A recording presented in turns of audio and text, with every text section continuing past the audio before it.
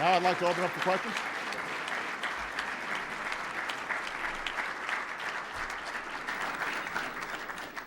The President has agreed to take questions, and members will be encouraged to raise your hand while you remain in your seat. The Chair will take the prerogative to make a brief remark and pose the first question. Mr. President, welcome back to the House of Republican Congress. Thank you. We are pleased to have you return. Your last visit had been a year ago.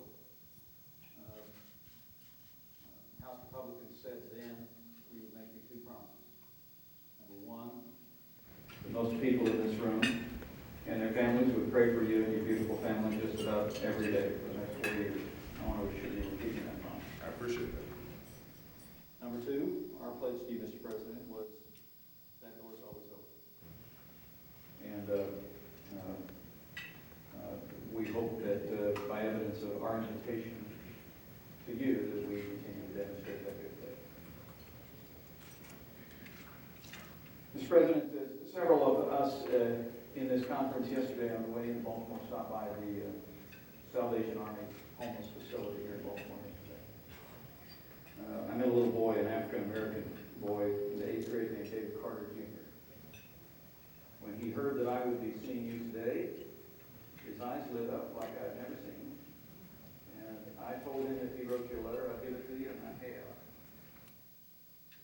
But I had a conversation with little David Jr. and David Sr. His families are struggling in this economy. His dad said words to me, Mr. President, that I'll never forget about my age, and he said, Congressman, it's not like it was when we were coming up. He said, there's just no jobs. Now, last year,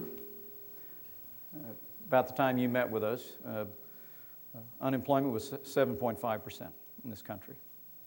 Your administration and your party in Congress told us that we'd have to borrow more than $700 billion to pay for a so-called stimulus bill. It was a piecemeal list of projects and boutique tax cuts, all of which we were told had to be passed, or unemployment would go to 8%, as your administration said. Well, unemployment is 10% now, as you well know, Mr. President. Here in Baltimore, it's considerably higher. Now, Republicans offered a stimulus bill at the same time. It cost half as much as the Democrat proposal in Congress, and using your economic analyst models, it would have created twice the jobs at half the cost. It essentially was across-the-board tax relief, Mr. President. Now, we know you've come to Baltimore today, and you've raised this a tax credit, which was last promoted by President Jimmy Carter. But the first question I would pose to you very respectfully, Mr. President, is would you be willing to consider embracing, in the name of little David Carter Jr. and his dad, in the name of every struggling family in this country, the kind of across-the-board tax relief that Republicans have advocated, that President Kennedy advocated, that President Reagan advocated, and that has always been the means of stimulating broad-based economic growth? Well, there was a lot packed into that question there, Mike.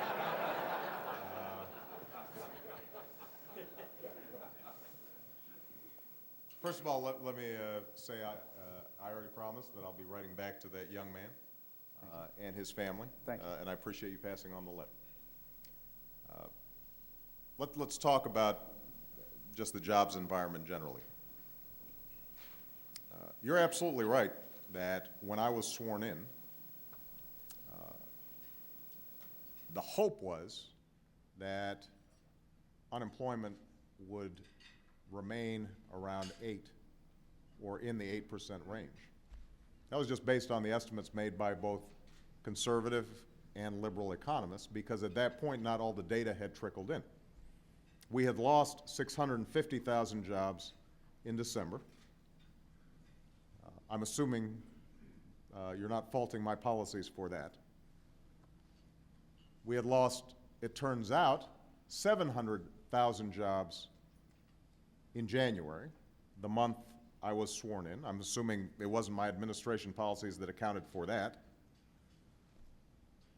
We lost another 650,000 jobs the subsequent month, before any of my policies had gone into effect. So I'm assuming that wasn't as a consequence of our policies. That doesn't reflect the failure of the Recovery Act. The point being that what ended up happening was that the job losses from this recession proved to be much more severe in the first quarter of last year, going into the second quarter of last year, than anybody anticipated. So, I mean, I think we can score political points on the basis of the fact that we underestimated how severe the job losses were going to be. But those job losses took place before any stimulus, whether it was the ones that you guys have proposed or the ones that we proposed, could have ever taken into effect. Now, that's just the fact, Mike, and I don't think anybody would dispute that. You could not find an economist who would dispute that.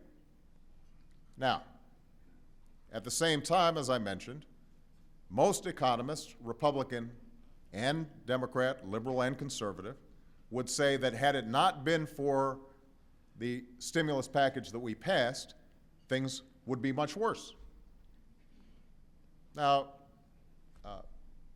they didn't fill a 7 million hole in the number of people who are unemployed. They probably account for about 2 million, which means we still have 5 million folks in there that we've still got to deal with. That's a lot of people. The package that we put together at the beginning of the year, the truth is, should have reflected, and I believe reflected what most of you would say are common sense things. This notion that this was a radical package is just not true. A third of them were tax cuts, and they weren't, when you say they were boutique tax cuts, Mike, 95% of working Americans got tax cuts. Small businesses got tax cuts. Large businesses got help in terms of their depreciation schedules. I mean, it was a pretty conventional list of tax cuts. A third of it was stabilizing state budgets. There is not a single person in here who, had it not been for what was in the stimulus package, wouldn't be going home to more teachers laid off, more firefighters laid off, more cops laid off. A big chunk of it was unemployment insurance and COBRA, just making sure that people had some floor beneath them, and, by the way, making sure that there was enough money in their pockets that businesses had some customers.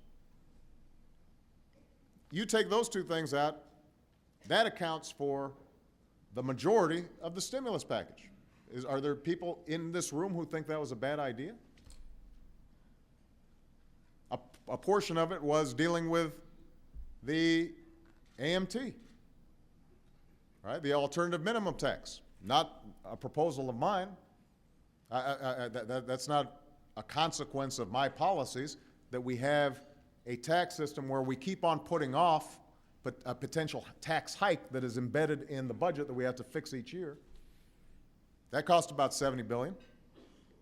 And then the last portion of it was infrastructure, which, as I said, a lot of you have gone to appear at ribbon cuttings for the same projects that you voted against. Now, I say all this not to relitigate the past, but it's simply to state that the component parts of the Recovery Act are consistent with what many of you say are important things to do: rebuilding our infrastructure, tax cuts for families and businesses, and making sure that we were providing states and individuals some support when the roof was caving in. And the notion that I would somehow resist doing something that cost half as much but would produce twice as many jobs, why would I resist that? I wouldn't.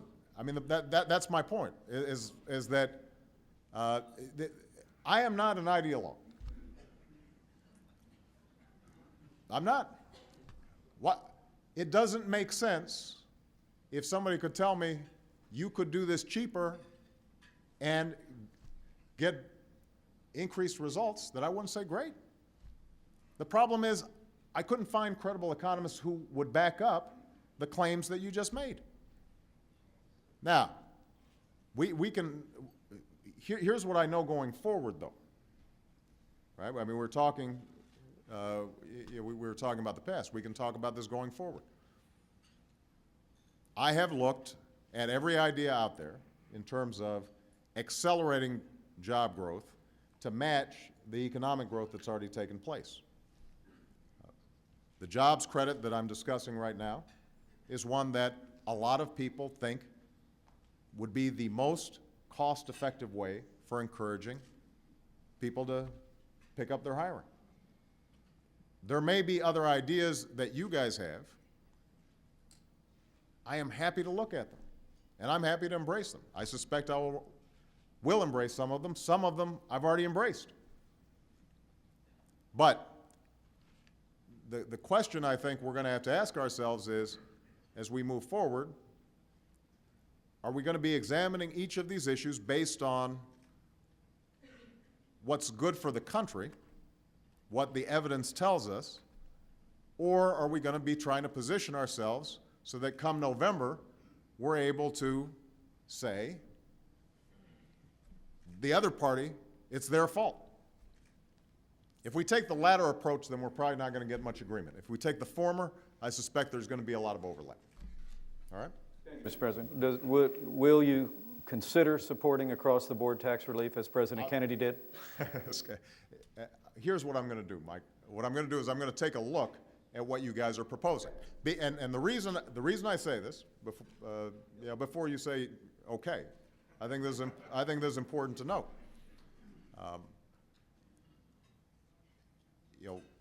What you may consider across-the-board tax cuts could be, for example, greater tax cuts for people who are making $1 billion. I may not agree to a tax cut for Warren Buffett. You may be calling for a across-the-board tax cut for the banking industry right now. I may not agree to that. So, I think that we've got to look at what specific proposals you're putting forward.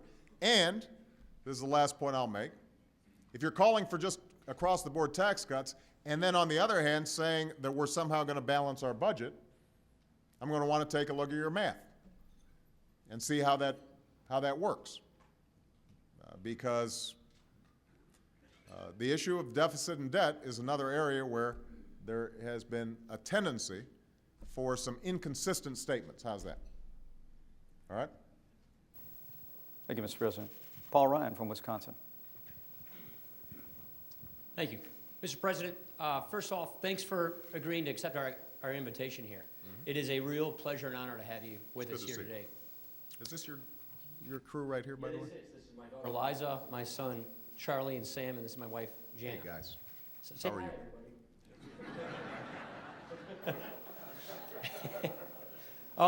I serve as a ranking member of the Budget Committee, so I want to talk a little budget, if you don't mind. The spending bills that you've signed into law, the domestic discretionary spending has been increased by 84%. You now want to freeze spending at this elevated level beginning next year. This means that total spending in your budget would grow at 0.03% less than otherwise. I would simply submit that we could do more and start now. You've also said that you want to take a scalpel to the budget and go through it line by line. We want to give you that scalpel. I have a proposal with my home state Senator Russ Feingold, bipartisan proposal, to create a constitutional version of the line item veto.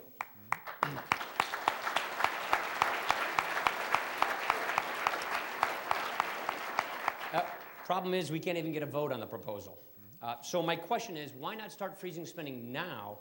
And would you support a line item veto and helping us get a vote on it in the House?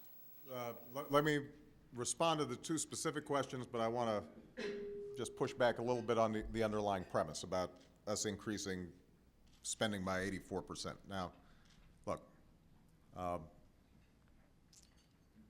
I talked to Peter Orszag right before I came here because I suspect I'd be hearing this. I'd be hearing this argument. The fact of the matter is that most of the increases in this year's budget, this past year's budget, were not as a consequence of policies that we initiated, but instead were built in as a consequence of the automatic stabilizers that kick in because of this enormous recession. So the increase in the budget for this past year was actually predicted before I was even sworn into office and had initiated any policies. Whoever was in there, Paul, and I don't think you'll dispute that, whoever was in there would have seen those same increases because of, on the one hand, huge drops in revenue, but at the same time, people were hurting and needed help. And a lot of these things happen automatically. Now, the reason that I'm not proposing the discretionary freeze take into effect this year, we prepared a budget for 2010, it's now going forward, is again, I am just listening to the consensus among people who know the economy best. And what they will say is that if you either increased taxes or significantly lowered spending when the economy remains somewhat fragile, that would have a destimulative effect, and potentially you'd see a lot of folks losing business, more folks potentially losing jobs. That would be a mistake when the economy has not fully taken off. That's why I've proposed to do it for the next fiscal year. So that's point number 2. With respect to the line item veto, I think there's not a president out there that wouldn't love to have it. And I think that this is an area where we can have a serious conversation. I know it is a bipartisan proposal by you and Russ Feingold. I don't like being held up with big bills that have stuff in them that are wasteful, but I've got to sign because it's a defense authorization bill, and I've got to make sure that our troops are getting the funding that they need. I will tell you, I would love for Congress itself to show discipline on both sides of the aisle. I think one thing that you have to acknowledge, Paul, because you study this stuff and take it pretty seriously, that the earmarks problem is not unique to one party, and you end up getting a lot of pushback when you start going after specific projects of any one of you in your districts. Because wasteful spending is usually spent somehow outside of your district. Have you noticed that? The spending in your district tends to seem pretty sensible. So I would love to see more restraint within Congress. I'd like to work on the earmarks reforms that I mentioned in terms of putting earmarks online because I think sunshine is the best disinfectant. But I am willing to have a serious conversation on the line item veto issue. Okay. I'd like to walk you through that because we have a version we think is constitutional. Let me take a look at it. I would simply say that automatic stabilizer spending is mandatory spending. The discretionary spending, the bills that Congress signs, that you sign into law, that has increased 84%. So we'll have a longer debate on the budget numbers there. All right. Thank you, Paul. Shelley Moore Capito, West Virginia. Thank you, Mr. President, for joining us here today. As you said on your in the State of the Union address on Wednesday, jobs in the economy are number one, and I think everyone in this room, and certainly I, agree with you on that. I represent the state of West Virginia. We're resource rich. We have a lot of coal and a lot of natural gas. But my miners and the folks who are working and those who are unemployed are very concerned about some of your policies in these areas, cap and trade, an aggressive EPA, and the looming prospect of higher taxes. In our minds, these are job-killing policies. So I'm asking you if you would be willing to relook at some of these policies with the high unemployment and the unsure economy that we have now to assure West Virginians that you're listening. Well, look, I listen all the time, including to your governor, who's somebody who I enjoyed working with a lot before the campaign and now that I'm president. and I know that West Virginia struggles with unemployment, and I know how important coal is to West Virginia and a lot of the natural resources there. That's part of the reason why I've said that we need a comprehensive energy policy that sets us up for a long-term future. For example, nobody's been a bigger promoter of clean coal technology than I am. Testament to that, I ended up being in a whole bunch of advertisements that you guys saw all the time about investing in ways for us to burn coal more cleanly. I've said that I'm a promoter of nuclear energy, something that I think over the last 3 decades has been subject to a lot of partisan wrangling and ideological wrangling. I don't think it makes sense. I think that that has to be part of our energy mix. I've said that I am supportive, and I said this 2 nights ago at the State of the Union, that I'm in favor of increased production. So if you look at the ideas that this caucus has, again, with respect to energy, I'm for a lot of what you said you are for. The one thing that I've also said, though, and here we have a serious disagreement, and my hope is we can work through this agreement, these disagreements. There's going to be effort on the Senate side to do so on a bipartisan basis, is that we have to plan for the future. And the future is that clean energy, cleaner forms of energy, are going to be increasingly important, because even if folks are still skeptical in some cases about climate change in our politics and in Congress, the world's not skeptical about it. If we're going to be going after some of these big markets, they're going to be looking to see, is the United States the one that's developing clean coal technology? Is the United States developing our natural gas resources in the most effective way? Is the United States the one that is going to lead in electric cars? Because if we're not leading, those other countries are going to be leading. So what I want to do is work with West Virginia to figure out how we can seize that future. But to do that, that means there's going to have to be some transition. We can't operate the coal industry in the United States as if we're still in the 1920s or the 1930s or the 1950s. We've got to be thinking, what does that industry look like in the next 100 years? And it's going to be different. And that means there's going to be some transition. And that's where I think a well-thought-through policy of incentivizing the new while recognizing that there's going to be a transition process, and we're not just suddenly putting the old out of business right away, that has to be something that both Republicans and Democrats should be able to embrace. Jason Chaffetz, Utah. Right behind you, Jason.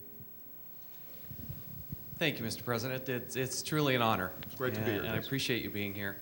I'm one of 22 House freshmen. Well, we didn't create this mess, but we are here to help clean it up. And you talk a lot about this deficit of trust. Mm-hmm. There's some things that have happened that I would appreciate your perspective on, because I can look you in the eye and tell you we have not been obstructionists. The Democrats have the House, the Senate, and the presidency. And when you stood up before the American people multiple times and said you would broadcast the health care debates on C-SPAN, you didn't. Mm-hmm. I was disappointed, and I think a lot of Americans were disappointed. You said you weren't going to allow lobbyists in the senior-most positions within your administration, and yet you did.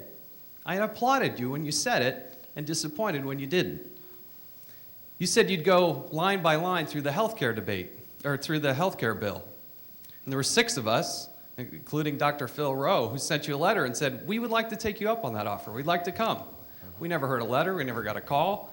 We were never involved in any of those discussions. And when you said in the House of Representatives that you were going to tackle earmarks, in fact, you didn't want to have any earmarks in any of your bills, I jumped up out of my seat and applauded you. But it didn't happen. More importantly, I want to talk about moving forward. But if we could address well, how about that, I would certainly appreciate. That was a long list, so let me respond. Look,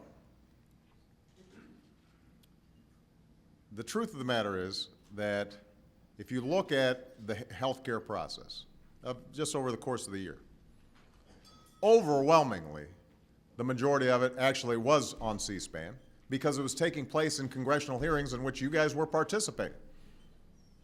I mean, how many committees were there that helped to shape this bill? Countless hearings took place. Now, I kicked it off, by the way, with a meeting with many of you, including your key leadership. What is true, there's no doubt about it, is that once it got through the committee process, and there were now a series of meetings taking place all over the Capitol trying to figure out how to get the thing together. That was a messy process. And I take responsibility for not having structured it in a way where it was all taking place in one place that could be filmed. How to do that logistically would not have been as easy as it sounds, because you're shuttling back and forth between the House, the Senate, different offices, et cetera, different legislators. But I think it's a legitimate criticism. So on that one, I take responsibility. With respect to earmarks, we didn't have earmarks in the Recovery Act. We didn't get a lot of credit for it, but there were no earmarks in that. I was confronted at the beginning of my term with an omnibus package that did have a lot of earmarks from Republicans and Democrats, and a lot of people in this chamber. And the question was I going to have a big budget fight at a time when I was still trying to figure out whether or not the financial system was melting down, and we had to make a whole bunch of emergency decisions about the economy. So what I said was, let's keep them to a minimum, but I couldn't excise them all. Now, the challenge I guess I would have for you as a freshman is, what are you doing inside your caucus to make sure that I'm not the only guy who's responsible for this stuff, so that we're working together? Because this is going to be a process. When we talk about earmarks, I think all of us are willing to acknowledge that some of them are perfectly defensible, good projects. It's just they haven't gone through the regular appropriations process in the full light of day. So one place to start is to make sure that they are at least transparent, that everybody knows what's there before we move forward. In terms of lobbyists, I can stand here unequivocally and say that there has not been an administration who was tougher on making sure that lobbyists weren't participating in the administration than any administration that's come before us. Now, what we did was, if there were lobbyists who were on boards and commissions that were carryovers and their term hadn't completed, we didn't kick them off. We simply said that moving forward, anytime a new slot opens, they're being replaced. So we've actually been very consistent in making sure that we are eliminating the impact of lobbyists day in, day out on how this administration operates. There have been a handful of waivers where somebody is highly skilled, for example, a doctor who ran Tobacco-Free Kids, technically is a registered lobbyist, on the other hand, has more expertise than anybody in figuring out how kids don't get hooked on cigarettes. So there have been a couple of instances like that, but generally we've been very consistent on that front. Okay? Thank you. Marsha Blackburn, Tennessee. Hey. Thank you, Mr. President, and thank you for acknowledging that we have ideas on health care, because indeed we do have ideas, we have plans, we have over 50 bills, we have lots of amendments that would bring health care ideas to the forefront. We've got plans to lower costs, to change purchasing models, address medical liability, insurance accountability, chronic and pre-existing conditions, and access to affordable care for those with those conditions. Insurance portability, expanded access but not doing it with creating more government, more bureaucracy, and more cost for the American taxpayer.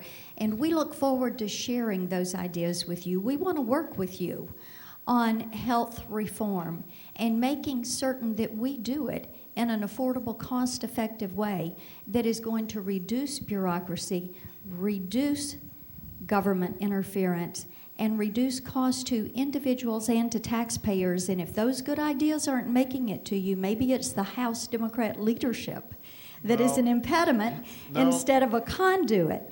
But we're concerned also that there are some lessons learned from public option health care plans that maybe are not being heeded. And certainly in my state of Tennessee, we were the test case for public option health care in 1994. And our Democrat government has even cautioned that maybe our experiences there would provide some lessons learned that should be heeded and would provide guidance for us to go forward. And as you said, what we should be doing is tossing old ideas out, bad ideas out, and moving forward and refining good ideas. And certainly we would welcome that opportunity. So my question to you is, when will we look forward to starting anew and sitting down with you to put all of these ideas on the table, to look at these lessons learned, to benefit from that experience, and to produce a product that is going to reduce government interference, reduce costs, and be fair to the American taxpayer?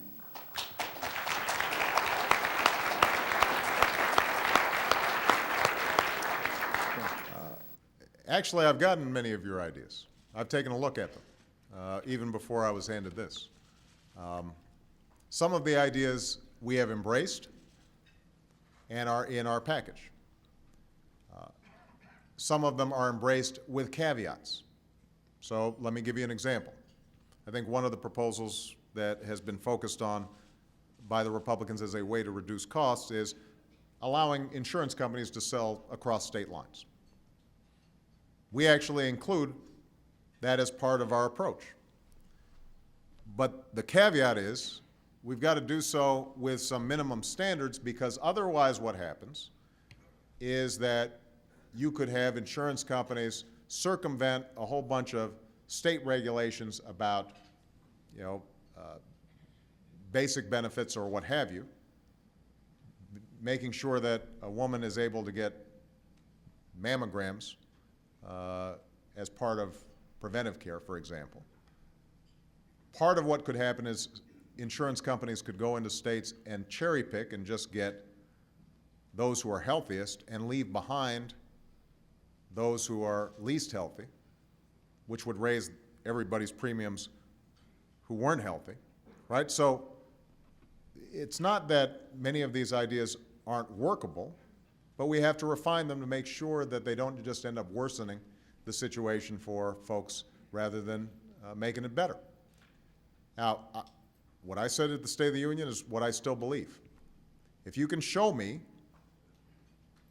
and if I get confirmation from healthcare experts, people who know the system and how it works, including doctors and nurses, ways of reducing people's premiums, covering those who do not have insurance, making it more affordable for small businesses, having insurance reforms that ensure people have insurance even when they've got pre-existing conditions, that their coverage is not dropped just because they're sick, that young people right out of college or as they're entering into the workforce can still get health insurance. If those component parts are things that you care about and want to do, I'm game.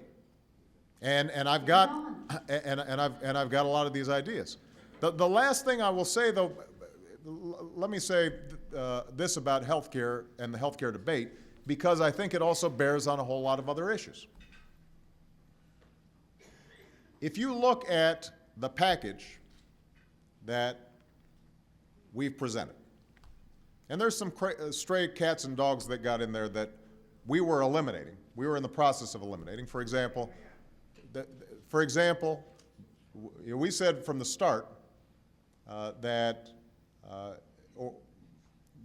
it was going to be important for us to be consistent in saying to people, if you want to keep the health insurance you got, you can keep it. That you're not going to have anybody getting in between you and your doctor in your decision making. And I think that some of the provisions that got snuck in might have violated that pledge. And so we're in the process of scrubbing this and making sure that it's tight. But at its core, if you look at the basic proposal that we put forward, that has an exchange so that businesses and the self-employed can buy into a pool and can get bargaining power the same way big companies do, the insurance reforms that I've already discussed, making sure that there's choice and competition for those who don't have health insurance. The component parts of this thing are pretty similar to what Howard Baker, Bob Dole, and Tom Daschle proposed at the beginning of this debate last year. Now, you may not agree with Bob Dole and Howard Baker, and certainly you don't agree with Tom Daschle on much, but that's not a radical bunch. But if you were to listen to the debate, and frankly how some of you went after this bill, you'd think that this thing was some Bolshevik plot. No, I mean, that's how you guys presented it. And so I'm thinking to myself, well, how is it that a plan that is pretty centrist, look, I mean, I'm just saying, I know you guys disagree, but if you look at the facts of this bill, most independent observers would say this is actually what many Republicans, it is similar to what many Republicans proposed to Bill Clinton when he was doing his debate on health care.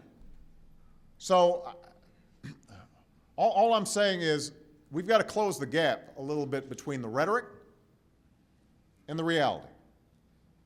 I'm not suggesting that we're going to agree on everything, whether it's on health care or energy or what have you. But if the way these issues are being presented by the Republicans is that this is some wild-eyed plot to impose huge government in every aspect of our lives, what happens is you guys then don't have a lot of room to negotiate with me. I mean, the fact of the matter is that many of you, if you voted with the administration on something,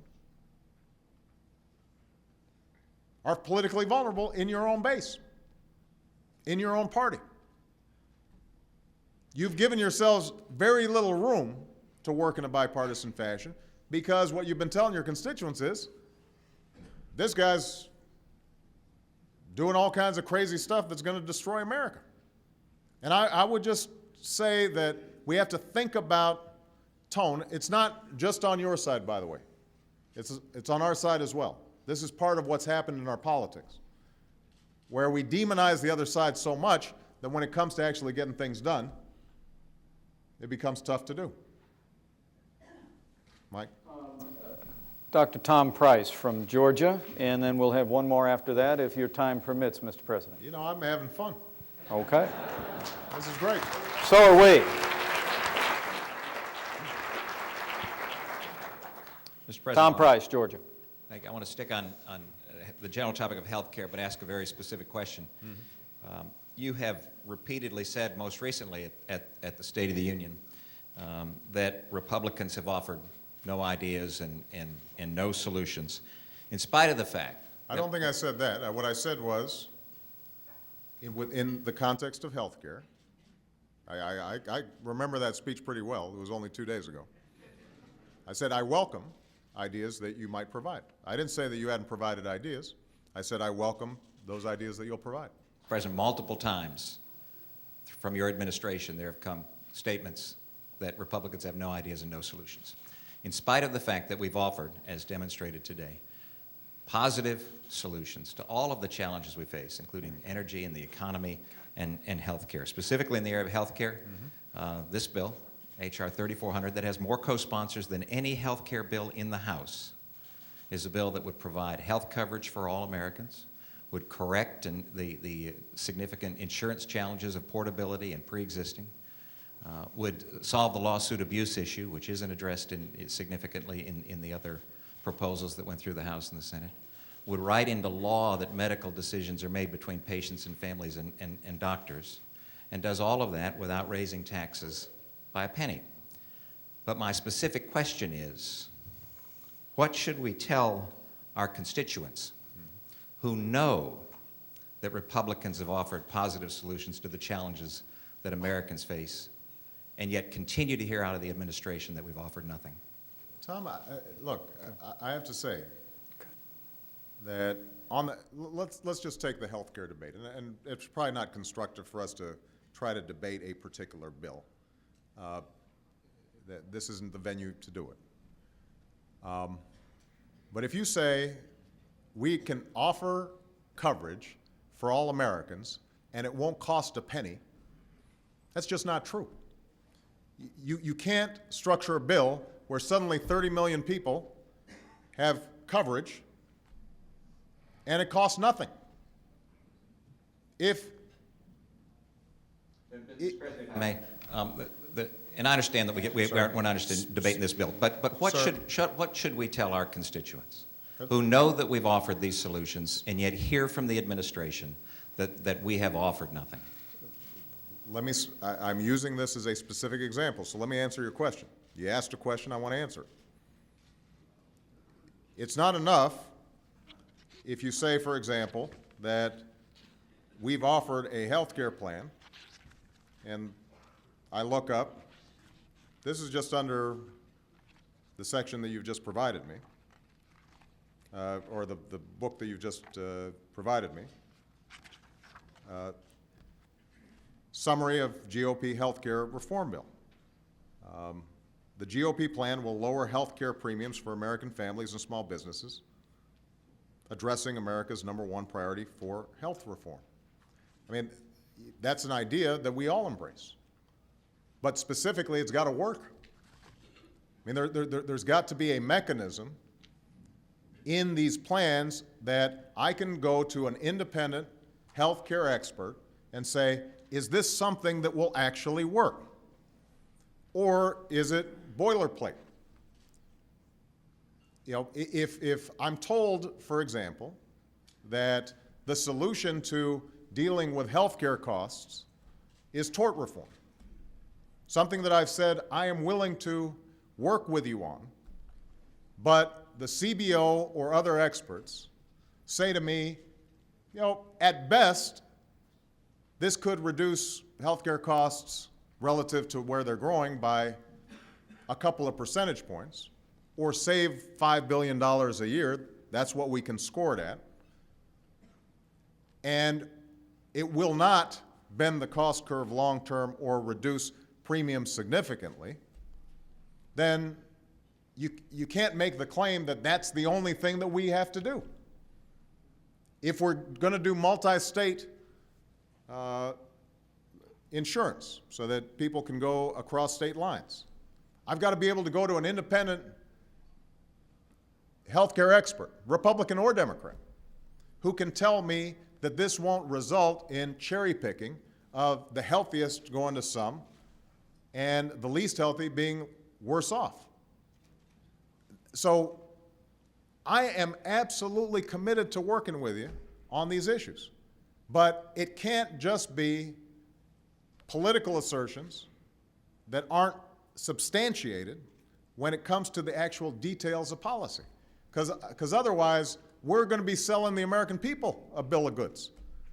I mean, the easiest thing for me to do on the health care debate would have been to tell people that what you're going to get is guaranteed health insurance, lower your costs, all the insurance reforms. We're going to lower the cost of Medicare and Medicaid, and it won't cost anybody anything. That's great politics. It's just not true. So there's got to be some test of realism in any of these proposals, mine included. I've got to hold myself accountable, and I guarantee you the American people will hold me accountable if what I'm selling doesn't actually deliver. Mr. President, a point of clarification, what's in the Better Solutions book are all the legislative proposals So I understand. that were I've offered actually read your bills. throughout 2009. I understand. And so rest assured the summary document you received is backed up by precisely the kind of detailed legislation that Speaker Pelosi and your administration have been busy ignoring for 12 months. Mike, wait, hold on a second. Well, No. Hold on a second, guys. You know, Mike, I've read your legislation. I mean, I take a look at this stuff and the good ideas we take. But here's the thing. Here's the thing, I guess, that all of us have to be mindful of. It can't be all or nothing one way or the other, right? And what I mean by that is this. If we put together a stimulus package in which a third of it are tax cuts that normally you guys would support, and support for states and the unemployed and helping people stay on COBRA that your governors certainly would support, Democrat or Republican. And then you've got some infrastructure, and maybe there's some things in there that you don't like in terms of infrastructure, or you think the bill should have been $500 billion instead of $700 billion, or there's this provision or that provision that you don't like. If there's uniform opposition because the Republican caucus doesn't get 100% or 80% of what you want, then it's going to be hard to get a deal done. That's because that's not how democracy works. So my hope would be that we can look at some of these component parts of what we're doing, and maybe we break some of them up on different policy issues. So if the good congressman from Utah has a particular issue on lobbying reform that he wants to work with us on, we may not be able to agree on a comprehensive package on everything, but there may be some component parts that we can work on. You may not support our overall jobs package, but if you look at the tax credit that we're proposing for small businesses right now, it is consistent with a lot of what you guys have said in the past. And just the fact that it's my administration that's proposing it shouldn't prevent you from supporting it. That's my point. Thank you, Mr. President. Peter Roscoe from the great state of Illinois. Oh, Peter's an old friend of mine. Hey, Mr. President. Peter and I have had many debates. Well, this won't be one. Mr. President, I heard echoes today of the state senator that I served with in Springfield, and there was an attribute and a characteristic that you had that I think served you well there. You took on some very controversial subjects. Death penalty reform. You and I negotiated on it. Yeah. You took on ethics reform. You took on some big things. One of the keys was you rolled your sleeves up, you worked with the other party, and ultimately you were able to make the deal. Now, here's an observation. Over the past year, in my view, that attribute hasn't been in full bloom. And by that I mean you've gotten this subtext of House Republicans that sincerely want to come and be a part of this national conversation towards solutions, but they've really been stiff-armed by Speaker Pelosi. Now, I know you're not in charge of that chamber, but there really is this dynamic of, frankly, being shut out. When John Boehner and Eric Cantor presented last February to you some substantive job creation, our stimulus alternative, the attack machine began to marginalize Eric, and we can all look at the articles as Mr. No, and there was this pretty dark story ultimately that wasn't productive and wasn't within this sort of framework that you're articulating today. So here's the question. Moving forward, I think all of us want to hit the reset button on 2009. How do we move forward? And on the job creation piece in particular, You mentioned Colombia, you mentioned Panama, you mentioned South Korea. Are you willing to work with us, for example, to make sure those FTAs get called? That's no-cost job creation, and ultimately, as you're interacting with world leaders, that's got to put more arrows in your quiver, and that's a very, very powerful tool for us. But the obstacle is, frankly, the politics within the Democratic caucus. Mm-hmm. Well, first of all, Peter and I did work together effectively on a whole host of issues. One of our former colleagues is right now running for governor on the Republican side in Illinois. In the Republican primary, of course, they're running ads of him saying nice things about me. Poor guy. Although that's one of the points that I made earlier. I mean, we've got to be careful about what we say about each other sometimes, because it boxes us in ways that makes it difficult for us to work together, because our constituents start believing us. They don't know sometimes this is just politics, what you guys, or folks on my side do sometimes. So just a tone of civility instead of slash and burn would be helpful.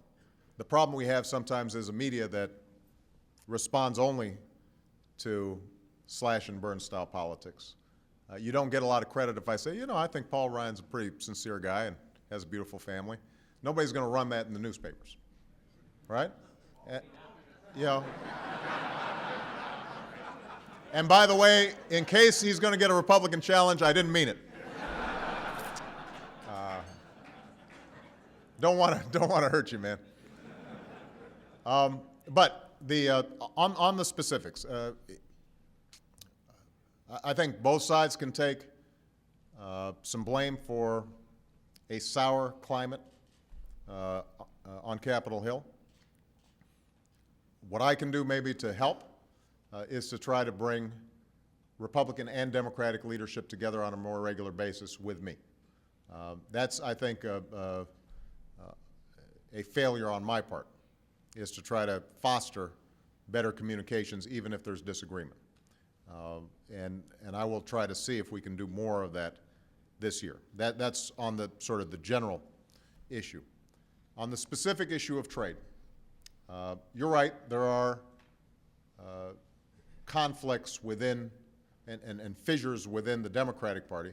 I suspect there are probably going to be some fissures within the Republican Party as well. I mean, if you went to some of your constituencies, they'd be pretty suspicious about it, new trade agreements, because the suspicion is somehow they're all one way. So part of what we've been trying to do is to make sure that we're getting the enforcement side of this tight. Make sure that if we've got a trade agreement with China or other countries, that they are abiding with it. They're not stealing our intellectual property. We're making sure that their non-tariff barriers are lowered even as ours are opened up. And my hope is that we can move forward with some of these trade agreements, having built some confidence not just among particular constituency groups, but among the American people, that trade is going to be reciprocal. That's not just going to be a one-way street. You are absolutely right, though, Peter, when you say, for example, South Korea is a great ally of ours. I mean, when I visited there, there's no country that is more committed to friendship on a whole range of fronts than South Korea. What is also true is that the European Union is about to sign a trade agreement with South Korea, which means right at the moment when they start opening up their markets, the Europeans might get in there before we do. So we've got to make sure that we seize these opportunities. I will be talking more about trade this year.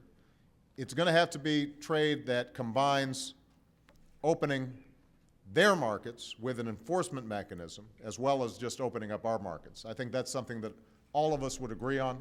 Let's see if we can execute it over the next several years. All right? Is that it? Jeb Henserling, Texas, and that'll be it. Jim's going to wrap things up? Yes, sir. All right. Jeb, Mr. President.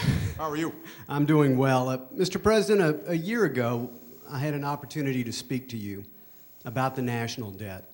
And something that you and I have in common is we both have small children. Absolutely. And I left that conversation really feeling your sincere commitment to ensuring that our children, our nation's children, do not inherit an unconscionable debt. We know that under current law, that government, the cost of government is due to grow from 20% of our economy to 40% of our economy, and right about the time our children are leaving college and getting that first job. Mr. President, shortly after that conversation a year ago, the Republicans proposed a budget that ensured that government did not grow beyond the historical standard of 20% of GDP. It was a budget that actually froze immediately non-defense discretionary spending. It spent $5 trillion less than ultimately what was enacted into law. And unfortunately, I believe that budget was ignored. And since that budget was ignored, what were the old annual deficits under Republicans have now become the monthly deficits under Democrats. The national debt has increased 30%. Now, Mr. President, I know you believe, and I understand the argument, and I respect the view that the spending is necessary due to the recession. Many of us believe, frankly, it's part of the problem, not part of the solution, but I understand and I respect your view. But this is what I don't understand, Mr. President. After that discussion, your administration proposed a budget that would triple the national debt over the next 10 years. Surely you don't believe 10 years from now we will still be mired in this recession. It proposed new entitlement spending and moved the cost of government to almost 24.5% of the economy. Now, very soon, Mr. President, you're due to submit a new budget.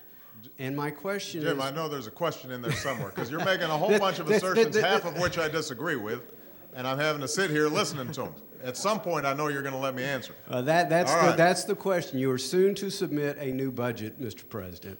Will that new budget, like your old budget, triple the national debt and continue to take us down the path of increasing the cost of government to almost 25% of our economy? That's the question, Mr. President. Jim, with all due respect, I've just got to take this last question as an example of how it's very hard to have the kind of bipartisan work that we're going to do, because the whole question was structured as a talking point for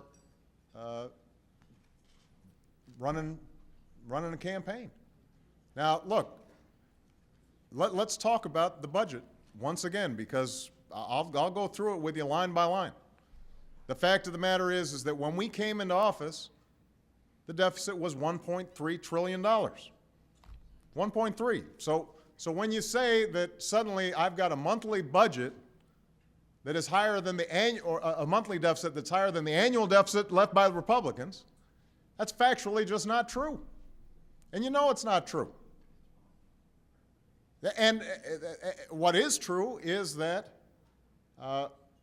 we came in already with a $1.3 trillion deficit before I had passed any law. What is true is we came in with $8 trillion worth of debt over the next decade. Had nothing to do with anything that we had done. It had to do with the fact that in 2000, when there was a budget surplus of $200 billion, you had a Republican administration and a Republican Congress, and we had 2 tax cuts that weren't paid for. You had a prescription drug plan, the biggest entitlement plan, by the way, in several decades, that was passed without it being paid for.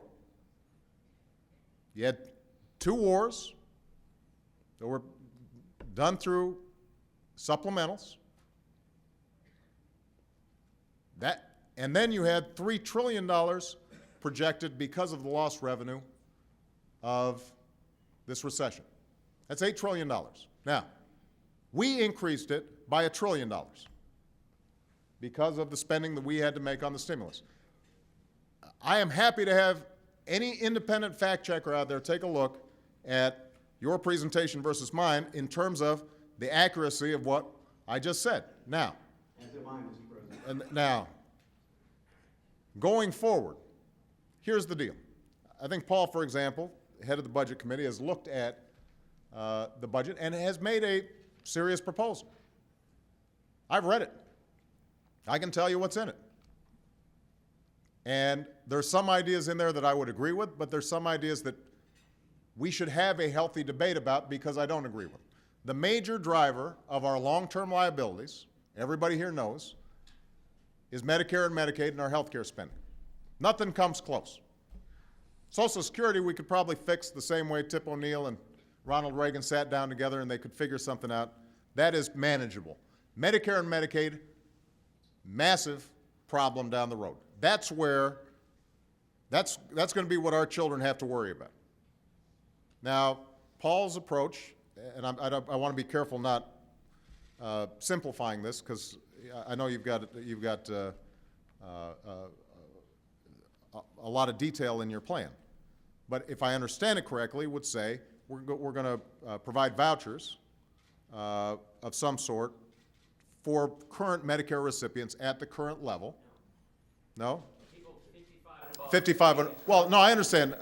I mean, there's a grandfathering in, but just for future beneficiaries, right? That's why I said I didn't want to. I want to make sure that I'm not being unfair to your proposal, but I just want to point out that I've read it, and the basic idea would be that at some point we hold Medicare cost per recipient constant as a way of making sure that that doesn't go way out of whack. And I'm sure there's some details that we grow it at a blend of inflation and health inflation. Right. The point of our plan is, because Medicare, as you know, is a $38 trillion unfunded liability. Right. It has to be reformed for younger generations because it won't exist because it's going bankrupt. And the premise of our idea is, look, why not give people the same kind of health care plan we here have in Congress? That's the kind of reform we're proposing for Medicare. Right. So, look, as I said before, this is an entirely legitimate proposal. The problem is twofold. One is that depending on how it's structured, if recipients are suddenly getting a plan that has their reimbursement rates going like this, but healthcare costs are still going up like that, then over time, the way we're saving money is essentially by capping what they're getting relative to their costs. Now, I just want to point out, and this brings me to the second problem. When we made a very modest proposal as part of our package, our healthcare reform package, to eliminate the subsidies going to insurance companies for Medicare Advantage, we were attacked across the board by many on your aisle for slashing Medicare. You remember? We're going to start cutting benefits for seniors. That was the story that was perpetrated out there, scared the dickens out of a lot of seniors. No, but here's my point. If the main question is going to be what do we do about Medicare costs, any proposal that Paul makes will be painted factually from the perspective of those who disagree with it as cutting benefits over the long term. Paul, I don't think you disagree with that. That there is a political vulnerability to doing anything that tinkers with Medicare. And that's probably the biggest savings that are obtained through Paul's plan. And I raise that not because we shouldn't have a serious discussion about it. I raise that because we're not going to be able to do anything about any of these entitlements if what we do is characterize whatever proposals are put out there as, well, you know, that's the other party is being irresponsible. The other party is trying to hurt our senior citizens. That the other party is doing X, Y, Z. That's why I say if we're going to frame these debates in ways that allow us to solve them, then we can't start off by figuring out, A, who's to blame, B, how can we make the American people afraid of the other side? And unfortunately, that's how our politics works right now. That's how a lot of our discussion works. That's how we start off every time somebody speaks in Congress. The first thing they do, they stand up and all the talking points, I see Frank Lutz up here sitting in the front. He's already polled it, and he said, the way you're really gonna, I've done a focus group, and the way we're gonna really box in Obama on this one or make Pelosi look bad on that one. I know, I like Frank. We've had conversations between Frank and I, but that's how we operate. It's all tactics, and it's not solving problems.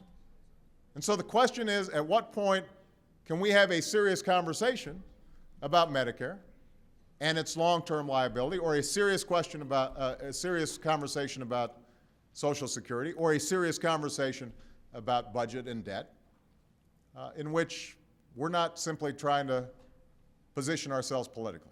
That's what I'm committed to doing. We won't agree all the time in getting it done, but I'm committed to doing it. I've already gone over time. He's gone way over, gentlemen. But I'll be happy to take your question, Congressman, offline. Yeah. You can give me a call. Gentlemen, all right. Thank you, everybody. God thank bless the President of the United States. God bless the United States of America. Thank you, everybody.